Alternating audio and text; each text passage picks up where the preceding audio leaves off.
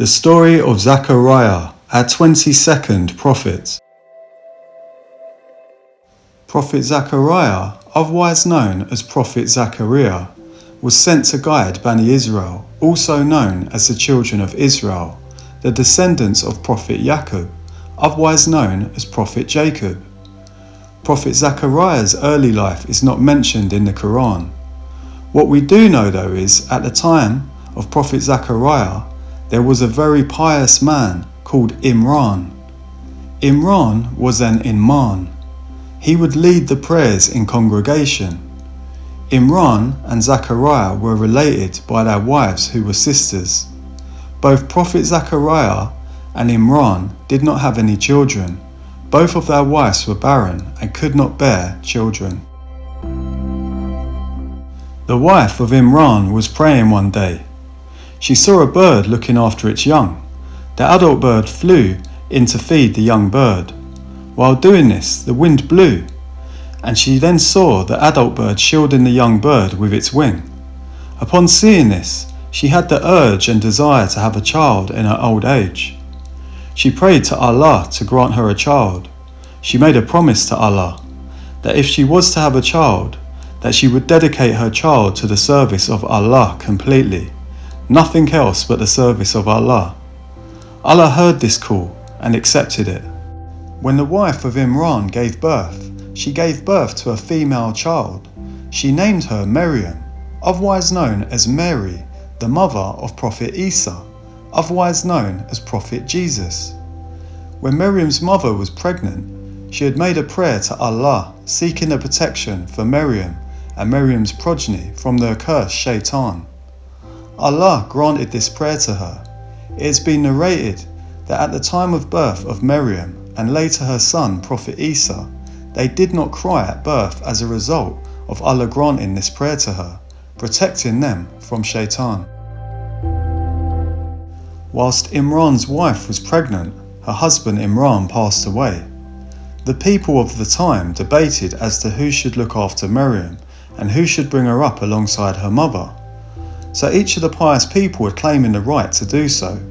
They all wanted the right, as she was the daughter of such a pious man, being the great Imam Imran. Prophet Zechariah said, "I am her uncle, my wife and her mother are sisters, so I should have the right to look after her." Although Prophet Zechariah was her uncle and a prophet, the people still disagreed. So it was decided that they were to draw lots to determine who would be the one to raise and look after Maryam. So they all placed their pens together randomly in a container. A child was chosen to come and select a pen from the container. The owner of the pen selected would be the one to look after Maryam. So when the child selected a pen from the container, Prophet Zechariah's pen was drawn. But the people disputed and insisted on another lot to be drawn. So this time, it was decided that they would place their pens into a stream, and the pen that would flow against the stream would be the one who would look after Maryam. So they did so. Prophet Zechariah's pen was the one pen that went against the flow of the stream. The people still were not satisfied with the result, so it was then decided for the last time to place the pens in the stream again, but this time it would be the pen that goes with the flow of the stream. The pens were placed, and once more Prophet Zechariah's pen, by the will of Allah, was the pen that went with the flow of the stream. So it was Prophet Zechariah who was given a responsibility of raising and looking after Maryam. The promise of Maryam's mother was fulfilled, and Maryam was dedicated to the place of worship of the time. In this place, she was given a dedicated room where she would be constantly worshipping Allah, uttering remembrance of His name and praying. She did this from a very young age. When Prophet Zechariah would visit her to check up on her and bring her food, he noticed fruits in her room that he had not brought himself. The fruits were off-season fruits and fruits that were very fresh, so he did not understand how they got there. So he asked Maryam about the fruits. She told him that they were sent by Allah. Prophet Zechariah saw a great example here of the miracle that he had noticed. So he said to himself, If Allah can provide off-season fruits by His will and provide sustenance however He wants, then surely He can provide me with a child to continue my work and prophethood after I am gone.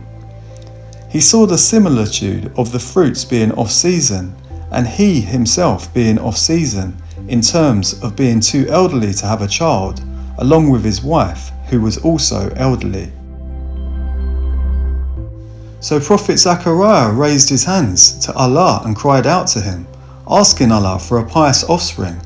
He said to Allah, "You are the one who can hear my prayer. You are hearing me. My bones are weak and my hair is grey, but I will never lose hope in you, and I will continue praying to you. My prayer will never be wasted. O Allah, grant me a child who will inherit me," meaning to inherit prophethood and the service to be given to Allah and continue the works of Prophet Yahya. On Allah hearing Prophet Zechariah crying out to him with such humility and humbleness, Allah said to Prophet Zechariah, "We are giving you the good news of a child that your wife will conceive and bear, and the child will be named Yahya, otherwise known as John. We have given him that name, and nobody before him has been given that name." Prophet Zechariah, hearing this news, was in shock and was so thankful to Allah, overwhelmed with joy. Prophet Zechariah felt that he needed a sign from Allah of this good news to know that his wife had conceived. So Allah said to Prophet Zechariah that the sign would be that you would not be able to talk to people for 3 days except for the use of signs to communicate. During this period, Prophet Zechariah was instructed to ensure his praise of Allah and to engage in his remembrance, constantly being thankful to Allah during this time. The day came when Prophet Zechariah could not speak, and he knew that this was a sign of Allah. So for 3 days he communicated with signs and was ever thankful to Allah for the blessing. So the news got out that his wife was expecting. Prophet Zechariah's wife gave birth to their son Yahya. Yahya was blessed with many good qualities. Sadly, Prophet Zechariah was later murdered by the king of the time, who was also responsible for the death of Prophet Yahya, which more detail will be shared in the following video in the story of Prophet Yahya, our 23rd prophet. A key lesson from the story of Prophet Zechariah is, regardless of Prophet Zechariah being old and his wife being of old age also, if Allah says be, then it is. If Allah wills something to come to you, it doesn't matter what you or anyone may try, that thing will come to you. And if Allah wills something not to come to you, it does not matter what you or anyone may try, that thing cannot come to you. In all affairs, trust in Allah, for Allah knows best.